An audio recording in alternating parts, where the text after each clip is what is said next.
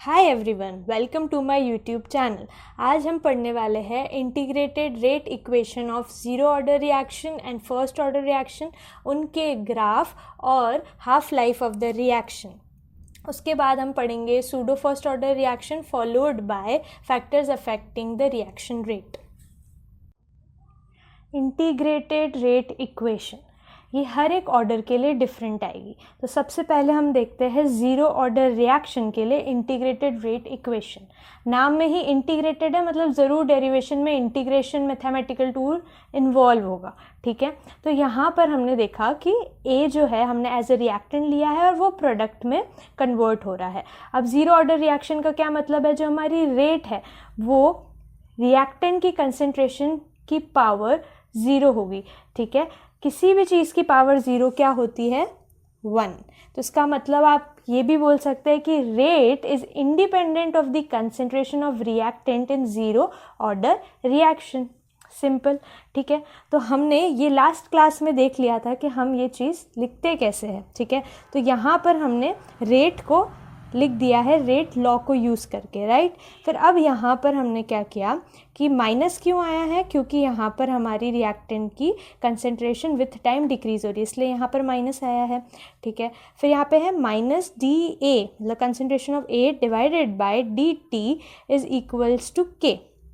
ठीक है, अब हम क्या कर रहे हैं कि डी कंसेंट्रेशन ऑफ ए को हमने LHS साइड रख दिया, लेफ्ट हैंड साइड रख दिया, और बाकी के बचे हुए टर्म्स हमने राइट हैंड साइड रख दिए। ठीक है, अब इन दोनों साइड को हम क्या करेंगे, इंटीग्रेट।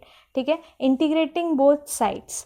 ठीक है, यहाँ पर हमने दोनों साइड इंटीग्रेशन का साइन लगा दिया है। ठीक है, अब हम यहाँ रखेंगे lower limit and upper limit.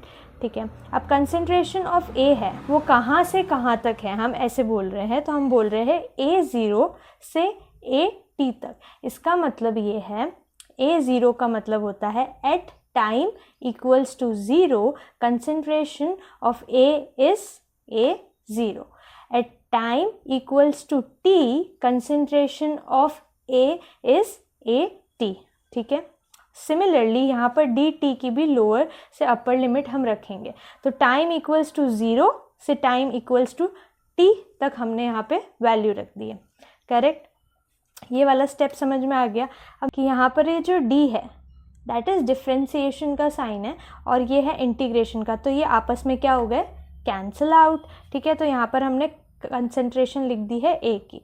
ठीक है, अगेन A0 से AT तक यहाँ पे हमने डिनोट कर दिया। सिमिलरली यहाँ पर भी ये इंटीग्रेशन का साइन और ये कैंसिल हो गया।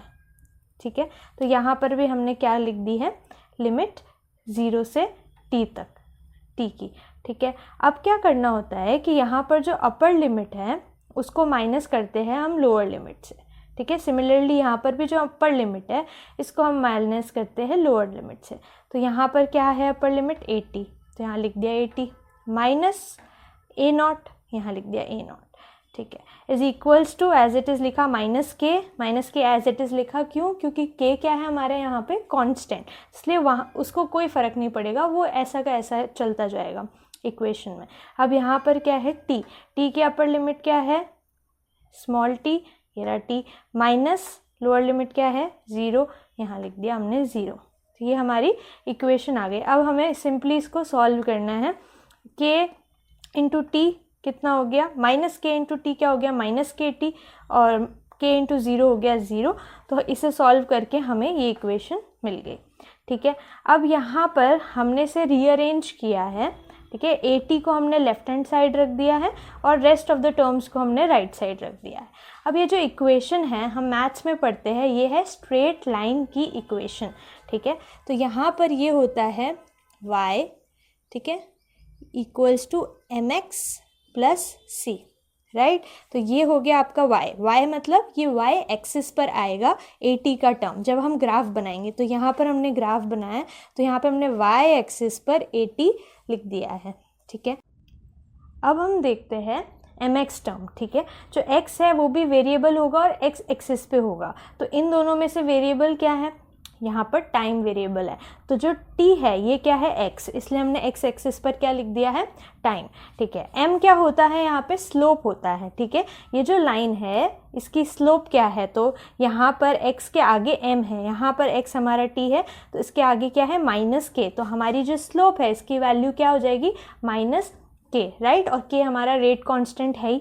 उसके बाद आता है प्लस c। c का मतलब होता है इंटरसेप्ट। इंटरसेप्ट क्या होता है, जो y एक्सिस को जाके जब स्लोप जहाँ जिस पॉइंट पे मीट करती है उससे हम इंटरसेप्ट बोलते हैं। तो ये हमारी स्लोप है, ये y एक्सिस पे इस पॉइंट पे मीट हो रही है, तो ये हमारा इंटरसेप्ट है, और इंटरसेप्ट क्या है, ए नॉट। ठीक है, तो ये जो इक्वेशन है इसको ग्राफिकल रूप में ऐसे रिप्रेजेंट किया जा सकता है, और ये एक स्ट्रेट लाइन इक्वेशन है। तो अगर आपसे पूछा जाए integrated rate equation for zero order reaction क्या होगी, तो ये है हमारा फाइनल रिजल्ट। अब हम देखते हैं half life of zero order reaction. बहुत ही इजी है, जस्ट हमने इंटीग्रेटेड रेट इक्वेशन डिराइव करी है, वो मैंने यहाँ पर एज इट इज़ लिख दी है। ठीक है, एक बार मैं डेफिनेशन बोलती हूँ इसकी। Half life of a reaction is the time in which concentration of reactant is reduced to half of its concentration. इसका सिंपल मीनिंग है कि हमने 80 देखा था, राइट। जो 80 देखा था वो क्या हो जाएगा, ए नॉट बाय 2। इसका मतलब ये है कि जो आपका टाइम टी पे कंसंट्रेशन है वो इनिशियल कंसंट्रेशन जो आपने ए नॉट ली थी उसकी आधी हो जाएगी, वो टाइम हमें निकालना है, वही टी हाफ है, वही हमारी हाफ लाइफ है। ठीक है, अब इसे डिराइव करना सीखते हैं। ये हमारा integrated rate equation zero order के लिए। ठीक है, यहाँ पर हम रीअरेंज कर रहे हैं, जो के टी है उसको मैंने लेफ्ट हैंड साइड रख दिया है, और बाकी जो रेस्ट ऑफ द टर्म्स है उनको मैंने राइट हैंड साइड रख दिया है। फिर यहाँ पर हम क्या करेंगे, टाइम को डिवाइड में लेके जाएंगे, तो हमारी के की वैल्यू आ गई। ठीक है, अब कुछ भी नहीं करना है, क्योंकि हम हाफ लाइफ निकाल रहे हैं, तो इस टी को किससे रिप्लेस करेंगे, हम टी हाफ से रिप्लेस करेंगे। फिर उसके बाद ए टी जो है हमारा, उसको हम किससे रिप्लेस करेंगे, ए नॉट बाय 2 से। उसका रीज़न अभी जस्ट आपको बताया, बस यहाँ पर हमें रिप्लेस करके के की वैल्यू निकाल देनी है, तो ये हमने यहाँ पे लिख दिया है। ठीक है, a naught minus a naught by 2 कितना हो जाएगा, ए नॉट बाय 2, राइट। फिर यहाँ पर क्या करेंगे, हम के को हम डिनोमिनेटर में लेके जाएंगे, और टी हाफ की वैल्यू यहाँ से हमारी आ गई। टी हाफ ही हमारा क्या है, हाफ लाइफ। ठीक है, अब इस इक्वेशन से हमें क्या दिख रहा है कि जो टी हाफ जो है वो डायरेक्टली प्रोपोर्शनल है initial concentration of reactant that is a not के। ठीक है, इसका मतलब ये होता है कि जैसे जैसे टी हाफ बढ़ेगा वैसे वैसे आपका इनिशियल कंसंट्रेशन बढ़ेगा, and vice versa. Initial concentration of reactant increase करोगे तो टी हाफ भी इंक्रीज़ होगा। तो अगर हम ग्राफ बनाते हैं T half versus initial concentration A not का, ठीक है, तो ये आता है स्ट्रेट लाइन, जो कि इंक्रीजिंग स्ट्रेट लाइन है।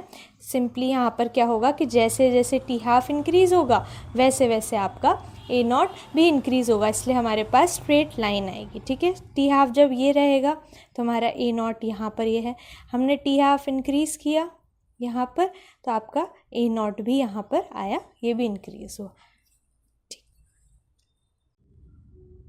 Next is integrated rate equation of first order reaction हम डिराइव करेंगे इंटीग्रेशन से। ठीक है, यहाँ पर क्या होता है, जो आपकी रेट होती है वो किसके डायरेक्टली प्रोपोर्शनल होती है, कंसंट्रेशन ऑफ रिएक्टेंट की पावर 1 के प्रोपोर्शनल होती है। और यहाँ पर मैंने इक्वेशन लिख दी है रेट की फर्स्ट ऑर्डर रिएक्शन की। अब यहाँ पर क्या करना है, आपको सिंपली रीअरेंज करना है। ये नेगेटिव चार्ज मैंने यहाँ पर राइट साइड पर शिफ्ट कर दिया है, और यहाँ पर कंसंट्रेशन ऑफ ए की वैल्यू है वो मैंने अपने लेफ़्ट साइड पे शिफ्ट कर दिया है, और ये इक्वेशन हमारे पास आ गई है। ठीक है, अब क्या करना है, दोनों साइड हमें क्या करना है, इंटीग्रेट करना है। बोथ साइड इंटीग्रेशन हम अप्लाई करेंगे। ठीक है, वही लोअर लिमिट हमने ली है ए नॉट और अपर लिमिट ली है 80। ए नॉट का मतलब होता है टाइम 0 पर कंसंट्रेशन ऑफ रिएक्टेंट, और 80 का मतलब होता है कोई भी टाइम t पर कंसंट्रेशन ऑफ रिएक्टेंट। ठीक है, यहाँ पर हमने लिख दिया है। सिमिलरली यहाँ पर dt की भी लोअर एंड अपर लिमिट हमने 0 से t तक मेंशन कर दी है। ठीक है।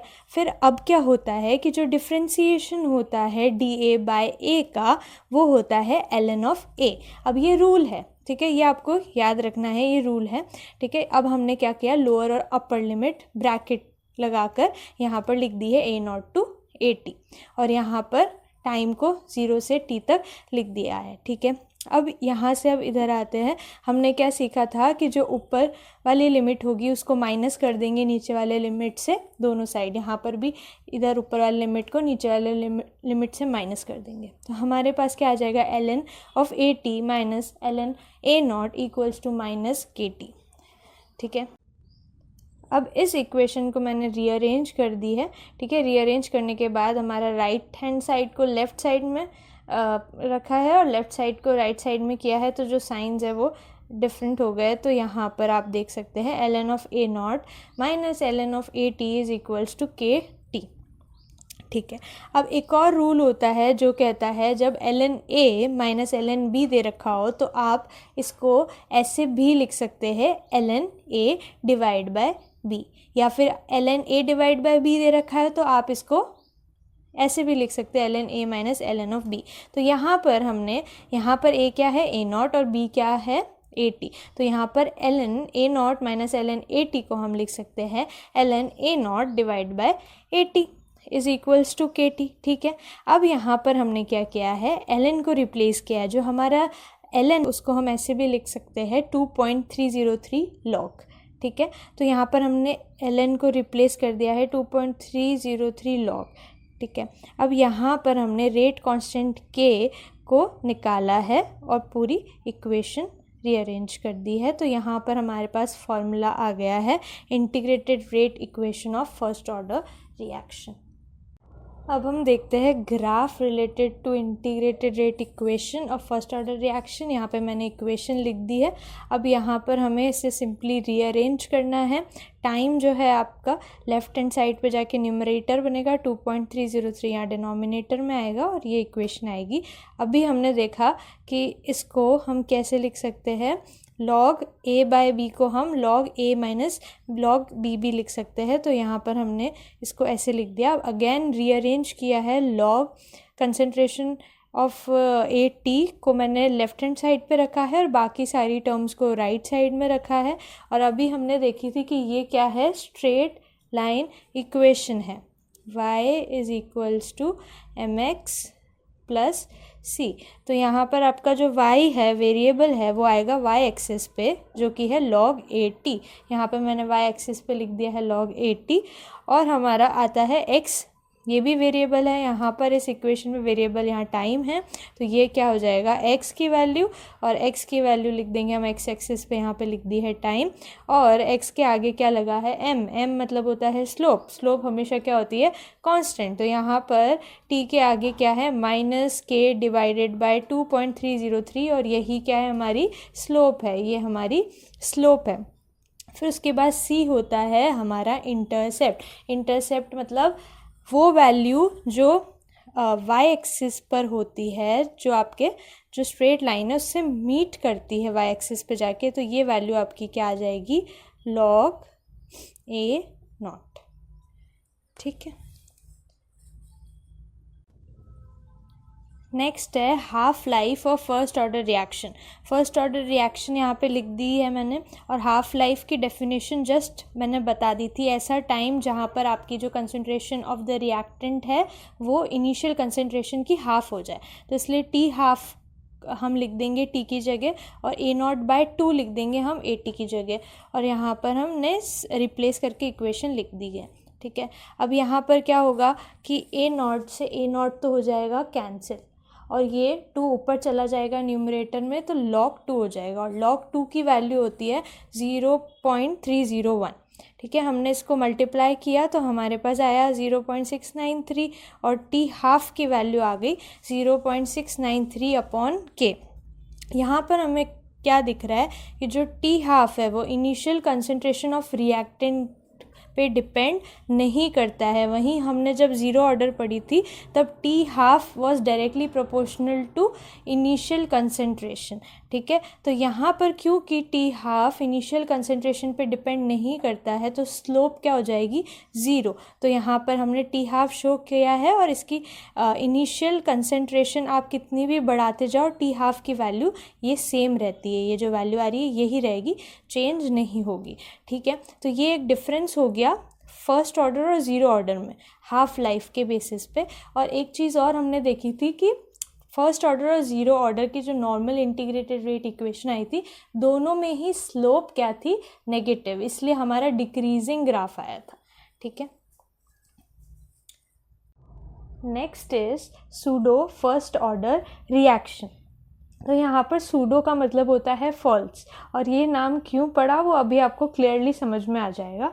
फर्स्ट एग्जाम्पल के थ्रू समझाती हूँ। यहाँ पे हमने लिया है एस्टर, ठीक है, इसका एसिड हाइड्रोलिसिस कराया है। एसिड हाइड्रोलिसिस मतलब in the presence of acid catalyst हमने इसका हाइड्रोलिसिस कराया और हमें मिला है एसिड और अल्कोहल। ठीक है, यहाँ पर एसिटिक एसिड और इथेनॉल मिला है, राइट। तो यहाँ पर ये इक्वेशन देखकर तो आपको लग रहा होगा कि सेकेंड ऑर्डर रिएक्शन है क्योंकि यहाँ पर दो रिएक्टेंट है, पर एक्चुअल में ये फर्स्ट ऑर्डर रिएक्शन है। हमने एक्सपेरिमेंट किया, हमने इनिशियली क्या किया कि इस एस्टर के कितने मोल्स लिए, 0.1, ठीक है, और आपके वाटर के मोल्स कितने लिए, 55.5। वाटर काफ़ी ज़्यादा एक्सेस में था कंपैरेटिव टू एस्टर। ठीक है, यहाँ पे आप देख सकते हैं। ठीक है, फिर जब रिएक्शन कंप्लीट हो गई, हमारे पास 0 मोल्स बचे एस्टर के, तब क्या हुआ, हमने देखा कि जो वाटर है उसके अभी भी मोल्स कितने हैं, 55.4। तो ज़्यादा डिफरेंस आया ही नहीं इसके मोल्स में प्रैक्टिकली देखा जाए तो। इसका मतलब क्या हुआ कि इसके मोल्स पर ये रिएक्शन डिपेंड नहीं करेगी, इसकी रेट डिपेंड नहीं करेगी, इसलिए फाइनल रेट जो है हम क्या लिखते हैं, इज इक्वल्स टू के, और एस्टर की कंसेंट्रेशन की पावर 1। तो हम लोगों ने हमेशा पढ़ा है जो भी रिएक्टेंट की पावर होएगी यहाँ पर उसका सबमिशन होगा वो आपकी ऑर्डर ऑफ द रिएक्शन होगी। तो यहाँ पर क्या है, 1। तो ये क्या है, first order reaction, but it seems like कि ये सेकेंड ऑर्डर है, इसलिए हम इसे क्या बोलते हैं, सूडो फर्स्ट ऑर्डर रिएक्शन। तो डेफिनेशन क्या हो जाएगी, such reaction in which molecularity is 2 but practically when we see then it comes out to be first order reaction is called as pseudo first order reaction। क्योंकि हमने अब देखा ही था last class में कि मोलिकुलैरिटी तो आप देख के बता सकते हैं पर order of the reaction experimentally he prove होता है, और यहाँ पर वन ऑफ द रिएक्टेंट हमेशा एक्सेस में लिया जाएगा। ठीक है, एक और एग्जाम्पल यहाँ पर हम देखते हैं सुक्रोज का है। सुक्रोज को हमने रिएक्ट करवाया एसिड हाइड्रोलिसिस के through in excess amount of water, तो हमें प्रोडक्ट मिलता है ग्लूकोज और फ्रक्टोज, और ये भी क्या एग्जाम्पल है, सूडो फर्स्ट ऑर्डर रिएक्शन का एग्जाम्पल है। Factors affecting rate of reaction, ठीक है, तो उसमें से पहला फैक्टर है नेचर ऑफ रिएक्टेंट। अब डेफिनेटली हर रिएक्शन की जो स्पीड है वो अलग होती है। उसका रीज़न क्या है, बॉन्ड को तोड़ने के लिए कितनी अमाउंट ऑफ एनर्जी लगेगी और बॉन्ड बनने पर कितनी अमाउंट ऑफ एनर्जी रिलीज़ हुई, वो हर एक की अलग होती है। इस वजह से आपका नेचर ऑफ रिएक्टेंट जो है वो रिएक्शन रेट को अफेक्ट करता है। ठीक है, नेक्स्ट है कंसंट्रेशन ऑफ रिएक्टेंट। तो जैसे जैसे कंसंट्रेशन आप बढ़ाएंगे, ठीक है, जैसे जैसे कंसंट्रेशन बढ़ाएंगे रेट ऑफ रिएक्शन भी आपकी इंक्रीज़ होगी। ठीक है, क्योंकि हमने देखा था कि rate of reaction is directly proportional to the concentration. फिर बात आती है टेम्परेचर की। मोस्ट ऑफ द रिएक्शन में टेम्परेचर बढ़ाने पर आपकी rate of the reaction increase होगी। ठीक है, ये हम नेक्स्ट क्लास में और डिटेल में पढ़ेंगे। फिर आता है प्रेजेंस ऑफ कैटलिस्ट। जो पॉजिटिव कैटलिस्ट होते हैं वो क्या करते हैं, एक्टिवेशन एनर्जी को डिक्रीज़ करते हैं और रेट ऑफ रिएक्शन को इंक्रीज़ करते हैं। इसके बारे में भी हम कमिंग क्लासेस में डिटेल में पढ़ेंगे। फिर आता है सरफेस एरिया ऑफ रिएक्टेंट। तो जितना ज़्यादा सरफेस एरिया होगा, मतलब जितना ज़्यादा छोटे छोटे पीसेस पे रिएक्टेंट होंगे उतनी ही ज़्यादा क्या होगी, रेट ऑफ रिएक्शन। तो यहाँ पर सरफेस एरिया जितना ज़्यादा होगा उतनी ही ज़्यादा हमारी रेट ऑफ रिएक्शन होगी, क्योंकि सरफेस एरिया ज़्यादा मतलब रिएक्ट करने की साइड से ज़्यादा, तो स्पीड जो है वो आपकी रिएक्शन की बढ़ जाएगी। नेक्स्ट क्लास में हम टेम्परेचर और कैटलिस्ट का इफ़ेक्ट डिटेल में पढ़ेंगे। Thank you.